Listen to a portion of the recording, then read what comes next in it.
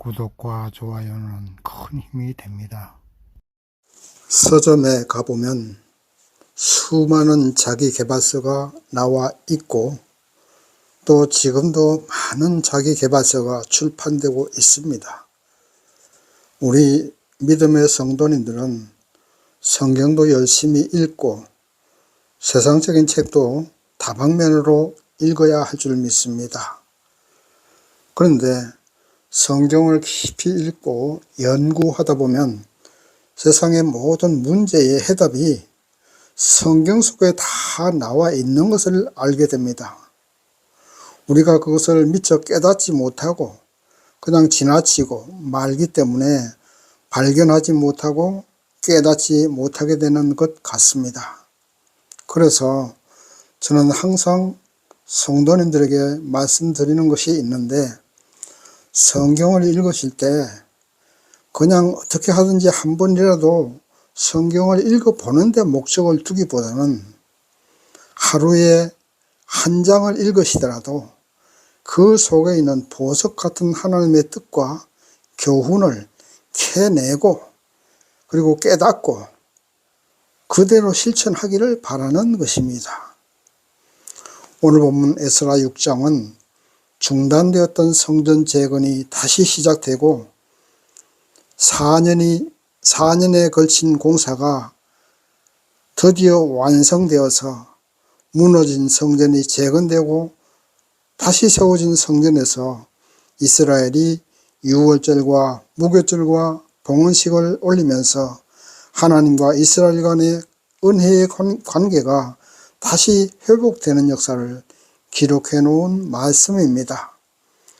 오늘 우리는 본문을 공부해 보면서 어떻게 해서 무너진 성전을 다시 재건할 수 있었고, 성전 재건의 원인을 보면서 오늘 세상을 사는 우리가 어떻게 살아가야 될 것인가를 깨닫는 그러한 시간이 되기를 소망합니다. 그러면 우리가 이 세상을 어떻게 살아야 할 것인가? 그 첫 번째로는 하나님의 음성에 귀를 기울이면서 살아야 됩니다. 다시 말씀드리면 나의 영적인 귀를 하나님을 향해서 열어놓아야 됩니다. 본문 14절 말씀 보면 유다 사람의 장로들이 선지자 학개와 이도의 손자 스가랴의 권면함으로 인하여 건축할 일이 형통한지라. 아멘. 지난 5장을 공부할 때도 말씀을 드렸지만 16년 동안 중단되었던 성전 재건 공사였습니다. 사마리아 사람들이 방해를 해서 결국 성전 재건 공사가 중단되었었습니다. 그리고 이 중단되었던 성전 재건 공사가 다시 시작될 수 있었던 것은 학개와 스가랴 선지자를 통한 하나님의 말씀이 있었고 그 말씀에 귀를 기울이고 그 말씀을 들었기 때문입니다. 그래서 세상에는 영적 지도자가 필요하고 선지자가 필요하고 교회가 필요하고 목사님이 필요하고 교육자들이 필요한 것입니다. 언젠가도 제가 말씀을 드렸습니다만 바닷물이 썩지 않고 그 안에 생명이 살아갈 수 있는 것은 3.5%의 소금이 있기 때문에 물이 살아있고 썩지 않는 것입니다. 그리고 그 안에 생명이 살아갈 수가 있는 것입니다. 3.5%의 소금이 없는 바닷물은 아마도 온통 부패하고 인류가 멸망하게 될지도 모릅니다. 소금기가 없는 민물은 갇혀있게 되면 부패되지만 이렇게 바닷물은 3.5%의 소금이 용해되어 있기 때문에 부패하지 않고 있는 것입니다. 그것과 마찬가지로 혼탁한 이 세상, 죄악으로 충만한 이 세상에 하나님의 말씀이 임하고 영적 지도자들이 그 하나님의 말씀으로 세상의 죄악을 깨우치고 하나님의 말씀을 전파해서 이 세상을 하나님이 통치하시는 세상, 하나님의 말씀이 지배하는 세상으로 변화시켜야 세상이 멸망하지 않습니다. 스룹바벨 성전이 재건될 수 있었던 첫 번째 원인은 학개 선지자와 스가랴 선지자가 잠들어 있는 백성들을 깨우치고 성전 재건의 필요성을 역설했기 때문입니다. 그리고 선지자들을 통해서 하나님의 말씀이 전해지지 않았다면 무너진 성전은 다시 세워지지 않았을 것입니다. 그러므로 우리가 하나님의 은혜를 받으려면 하나님의 말씀에 우리의 귀를 열어놓아야 됩니다. 말씀에 귀를 기울여야 됩니다. 그 말씀대로 따르고 순종하면서 살아야 됩니다. 그래야만 하나님의 도우심도 우리에게 임하고 세상에 변화하게 되는 것입니다. 세상이 변화하게 되려면 말씀의 길을 열어야 된다는 말입니다. 우리가 소망하는 꿈도 하나님의 말씀을 듣고 순종함으로 이루어진다는 사실을 믿으시기 바랍니다. 그러므로 오늘날 모든 교육자들과 성도들은 하나님의 말씀을 전하는 선지자가 되어야 됩니다. 1차적으로 교육자들은 성도님들에게 하나님의 말씀을 올바로 전하고 또 가르치고 깨우쳐 주어야 됩니다. 그 다음 성도님들은 그 주일날 들은 하나님의 말씀을 잘 듣고 마음판에 새겨서 그것을 세상에 나가서 실천하고 세상 사람들에게 전하고 부르짖어야 됩니다. 그래서 영적으로 잠든 세상을 깨워서 하나님 앞으로 돌아오게 해야 합니다. 그래야만 하나님의 은혜가 임하고 하나님의 말씀으로 세상이 변화되고 세상은 하나님이 통치하시는 평화와 사랑의 세상이 되는 것입니다. 주일날 예배 드릴 때만 아멘 아멘 하고서 예배 끝나고 교회 문만 나가면 오늘 무슨 말씀을 들었는지도 기억 못한다면 그것은 잠자는 선지자요 잠자는 성도이며 이렇게 잠자는 성도에게는 하나님의 은혜가 임할 수 없고 세상도 변할 수 없습니다. 깨워서 믿음으로 소금의 역할, 빛의 역할을 해야 합니다. 그러기 위해서는 성도님들도 하나님에서 길을 열고 공부해야 됩니다. 하나님의 음성에 길을 열어야 됩니다. TV 연속곡만 보지 말고 성경 좀 읽고 공부하시기 바랍니다. 부모가 성경 읽고 공부하는 것을 보는 자녀들은 말로 하지 않아도 행동으로 가르침을 받고 있는 것입니다. 부모님들은 핸드폰으로 게임하고 게임기로 게임하면서 자녀들에게 공부하라고 하면 그 말이 통하겠습니까? 하나님의 말씀이 이 성경을 통해서 우리에게 임하시는 것입니다. 그러므로 우리에게 임하신 하나님의 말씀을 읽고 그대로 실천할 때에 무너진 성전이 건축된 것처럼 무너진 믿음의 성전도 건축되고 국가와 사회적으로 무너진 도덕이 바로 설 것입니다. 무너진 사회적 기강, 그것도 바로 잡히고 사회적 갈등도 해결될 것입니다. 도덕적 타락, 무너진 가정생활, 무너진 직장, 무너진 사업, 이 모든 것이 하나님의 말씀이 임하고 그 말씀에 귀를 기울이고 또 성경을 읽고 실천할 때 회복된다는 사실을 믿으시기 바랍니다. 그러므로 성도님들은 내가 이 세상의 빛이요 소금이라는 사명감을 깨닫고 하나님의 말씀을 듣고 읽고 전파해서 무너진 나의 신앙과 무너진 가정과 이 사회와 국가를 바로 세울 수 있는 참 선지자가 되기를 간절히 부탁드리고 또 소망하는 것입니다. 우리는 그렇게 살아야 되는 것입니다. 이것이 우리가 살아가야 될 자세입니다. 두 번째, 하나님이 세상을 지배한다는 사실을 깨닫고 살아야 됩니다. 우리가 지난 5장을 공부할 때 사마리아의 대적들이 성전 재건공사를 시작하는 이스라엘을 보고서 바사 제국의 다리오 왕에게 보고서를 올리지 않았습니까? 왕이시여 이스라엘이 왕의 허락도 없이 지금 성전 재건 공사를 시작했습니다 하고 보고서를 올리니까 다리오 왕이 역사적으로 성전 재건을 위해서 왕이 허락한 조서가 있는가 하고 온 전국 샅샅을 뒤져보니까 바사 제국의 초대왕 고레스가 조서를 내린 것을 발견했습니다. 본문 2절에서 3절 말씀 보면 메데도 앙메다 궁에서 조서를 발견했는데 그 조서를 보니까 성전의 모든 높이와 넓이 등 세부적인 것까지도 지시한 것이 다 기록되어 있었습니다. 본문의 앙메다 궁은 왕의 별장입니다. 그 별장에서 조서를 발견했는데 성전의 높이가 60규빗, 넓이도 60규빗입니다. 1규빗은 약 45cm 정도 되는데 오늘날로 말하면 27m 정도 높이와 넓이가 그렇게 된다고 보시면 대략 아파트 15층 정도 높이가 된다고 보면 되겠습니다. 상당히 규모가 크죠.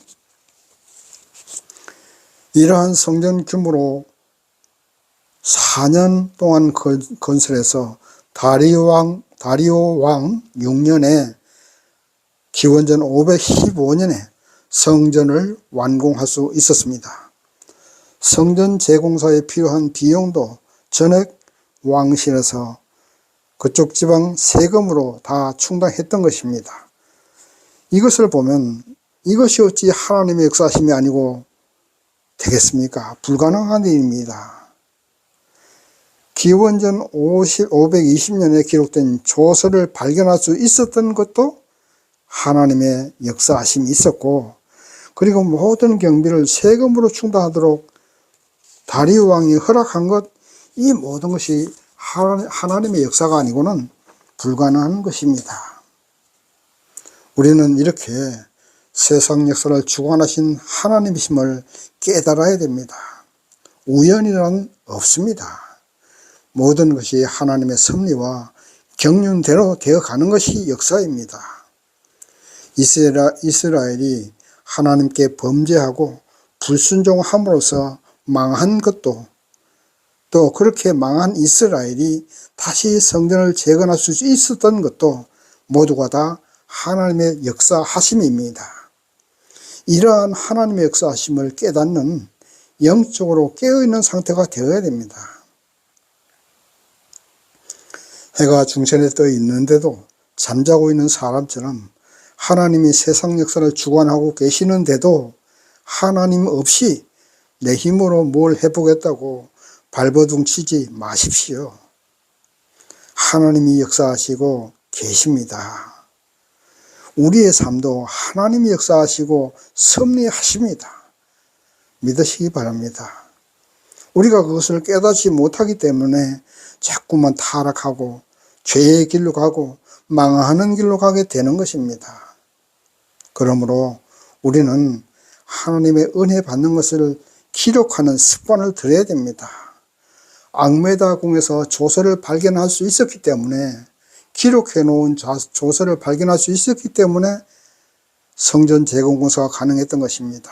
그러므로 우리도 우리의 삶 속에서 하나님께 받은 은혜를 기록해 놓는 습관을 들이는 것이 좋습니다.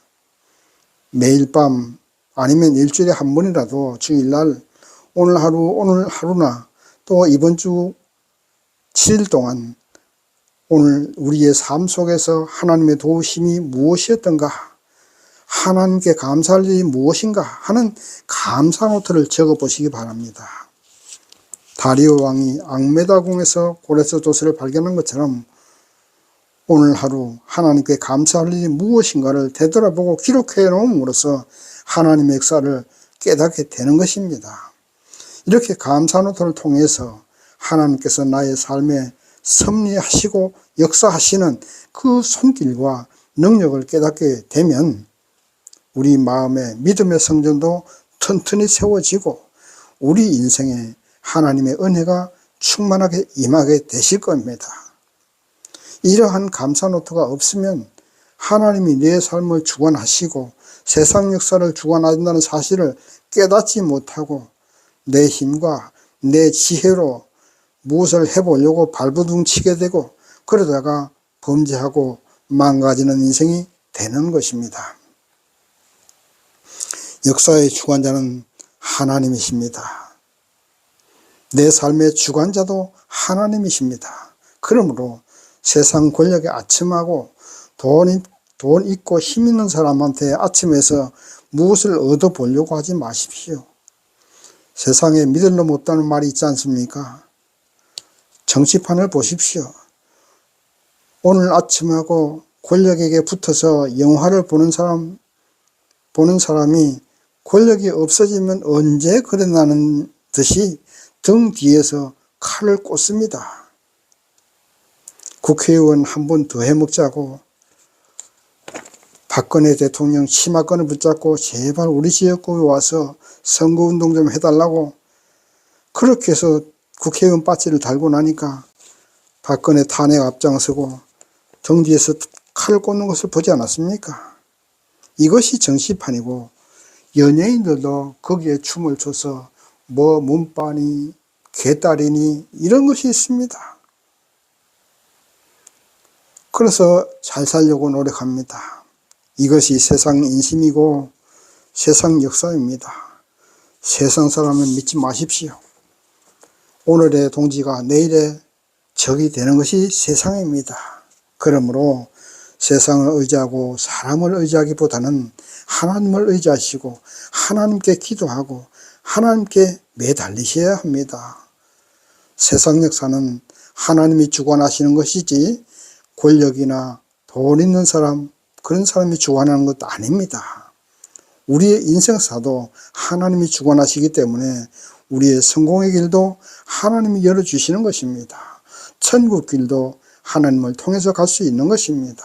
하나님만 믿고 하나님을 의지하시고 하나님 말씀대로만 살아가시기를 바랍니다.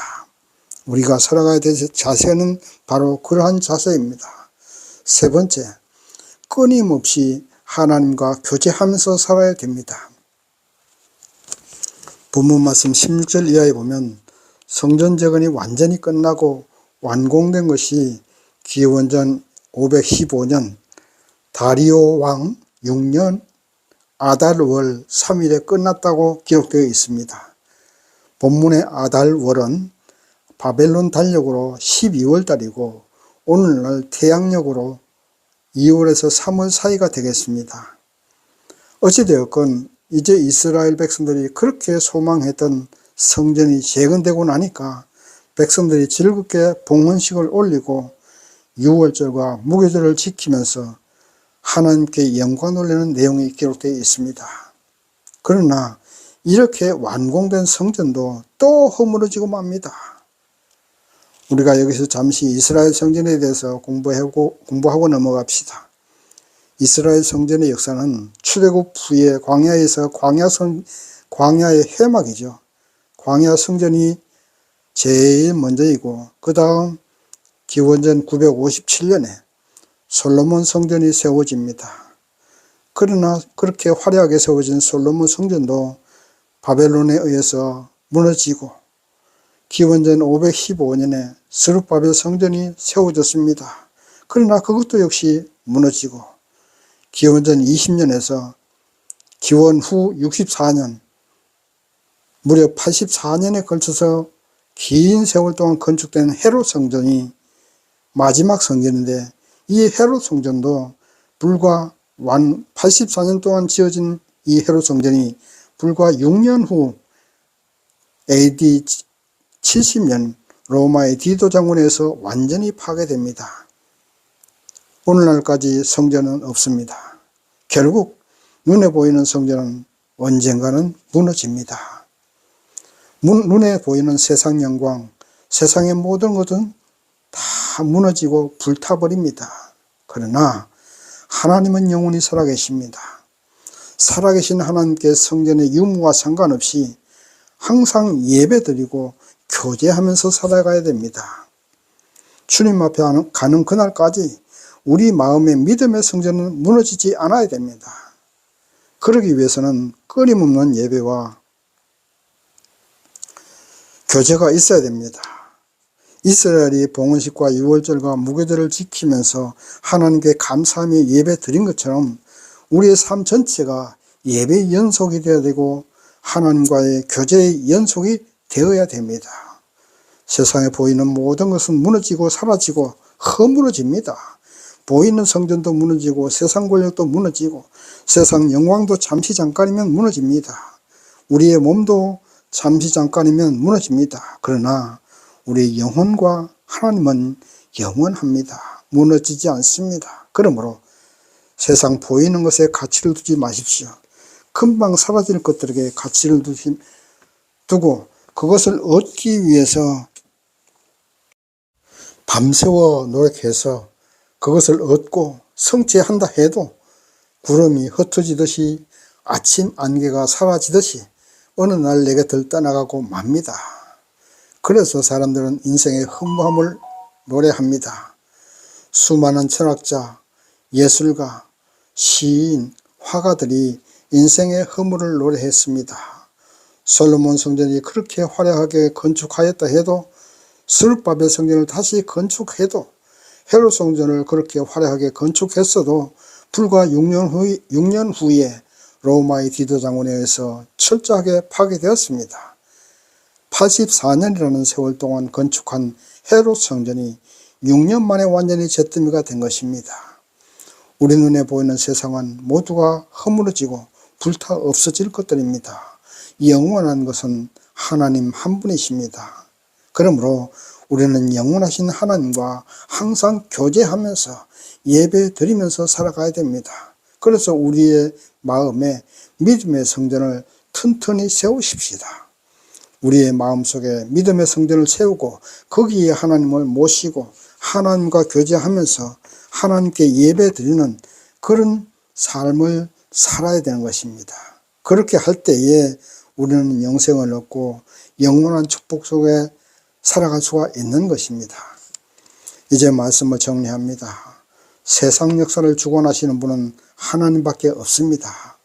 우리의 인생을 주관하시는 분도 하나님이십니다. 그런데도 하나님이 아닌 세상 권력에 아부하고 세상 물질만 있으면 행복과 성공이 올 줄 알고 그것을 얻으려고 동분서주합니다. 이제부터 우리의 마음을 바꾸어야 됩니다. 우리의 생각을 바꾸어야 됩니다. 세상 역사와 우리의 삶을 주관하시는 분이 하나님이심을 믿고 고백하고 그 하나님의 말씀인 성경을 항상 읽고 묵상하십시다.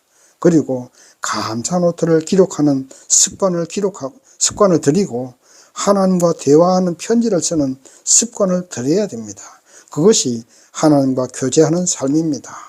이렇게 날마다 말씀 읽고 감사하고 편지함을 씀으로써 하나님과 교제하는 삶에 예배드리는 삶을 살아가는 것이 우리가 이 땅에서 살아갈 자세입니다. 그래서 영원한 하나님과 영원한 우리의 영혼이 무너지지 않고 하나가 되어서 이 땅에서 생명이 끝나고 나서도 영원히 주님과 영생복락을 누릴 수 있는 저와 여러분이 되시기를 주님의 이름으로 축원합니다. 아멘.